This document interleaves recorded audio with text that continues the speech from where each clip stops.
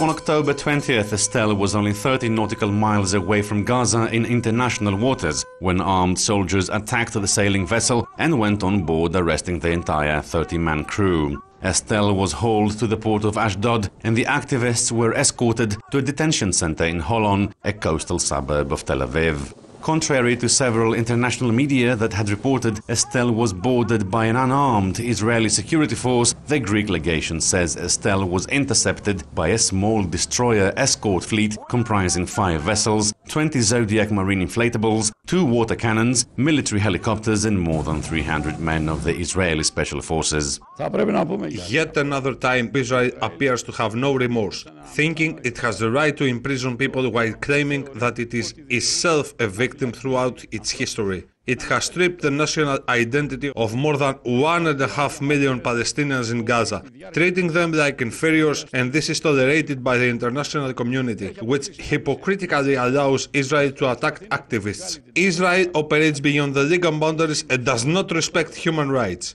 Global media, alongside financial powers, have elevated Israel to the arrogant oppressor it currently is. The activists say the IDF used physical violence upon their arrest, as well as political and ideological intimidation during their questioning.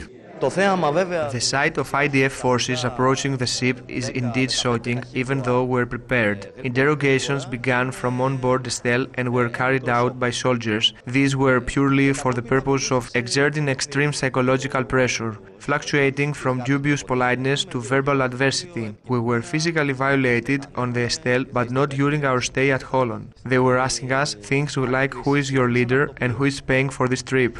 At some point, they took me aside and told me to spit out the truth, as everyone else has confessed. And I'm like, confessed? What exactly? Needless to mention, no one else had said anything to them. The Estelle crew say the financial and geopolitical hegemonies should not be allowed to determine, influence or oppress the national identity of either the Palestinians or any other peoples. The unlawful presence of the Israelis in Gaza is outlined by one of the mission's most poignant paradoxes. When questioned at Holon, the activists were accused they had illegally entered Israeli space, only to later be told this does not officially belong to Israel, according to the transcribed interrogation. This is Konstantin Venizelos for Press TV in Athens.